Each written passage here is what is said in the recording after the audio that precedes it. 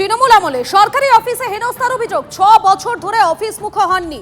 রাজ্যে পালা বদলের পর কাজে ফিরতে চান শিলিগুড়ির বাসিন্দা অর্পিতা দাস। জলদাপাড়া টুরিস্ট লজে কাজ করতেন তিনি। 2020 সালে নিয়োগের পর হেনস্থার অভিযোগ ঊর্ধ্বতন কর্তার বিরুদ্ধে। অভিযোগ করেও কোনো লাভ হয়নি। এরপর আচমকা মহিলাকে কলকাতায় বদলি করে দেওয়া হয়। এরপরেই অফিস ছাড়েন অর্পিতা দাস। আজ শিলিগুড়িতে মন্ত্রী শঙ্কর ঘোষের ক্যাম্পে হাজির হন অর্পিতা দাস। মানসিক অত্যাচারও মানে হতো, টুরিস্টদের সামনে অপমান করা।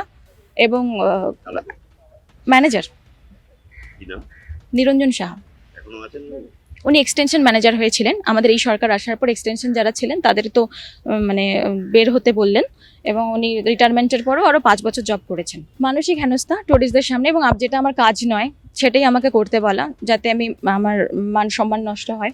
এবং ভালো করে একসাথে মানে বন্ধু হিসাবে থাকলে পরে হয়তো ভালো করে কথা বললে হয়তো সবকিছুই প্রতিবাদ না করে চুপ করে মুখ বন্ধ করে সহ্য করলে হয়তো আমি অনেক কিছুই পেয়ে যেতাম, কিন্তু সেটা করতে পারিনি। সবাই তো এক হয় না, ডাইরেক্ট না, কিন্তু আমরা ইনডাইরেক্ট হলেও অনেক কিছু বুঝতে পারি, এবং সেটা না হলেই আমাদের উপর অত্যাচারটা শুরু হয়। এত তো ডিপার্টমেন্ট, এত তো লজ, আমাকে যে কোনো একটা লজে দিতে পারতো, কিন্তু আমাকে তারা 3-4 জন মিলে প্ল্যানিং করে আমাকে জলদাপাড়াতেই নিয়ে আসলো, এবং আসার পরে সেম আমার সাথে 1 সপ্তাহ পর থেকে শুরু হলো অত্যাচার, মানসিক অত্যাচার। শুনতে পারি আমার ট্রান্সফার কলকাতায় হয়ে গেছে।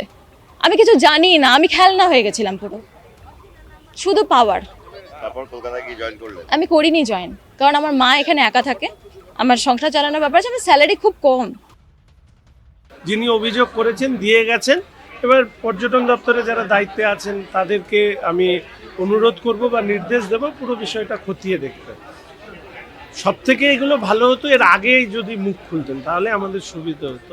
তো এই সমস্ত অন্যায় কাজের সাথে যারা যুক্ত ছিলেন, এক্ষেত্রে তো আমাদের মুখ্যমন্ত্রী বলেইছেন যে দুর্নীতি অন্যায়ের ক্ষেত্রে 0 টলারেন্স। আমার কাছে এসছে, অবশ্যই এই ব্যাপারে ডিপার্টমেন্টাল এনকোয়ারি হবে।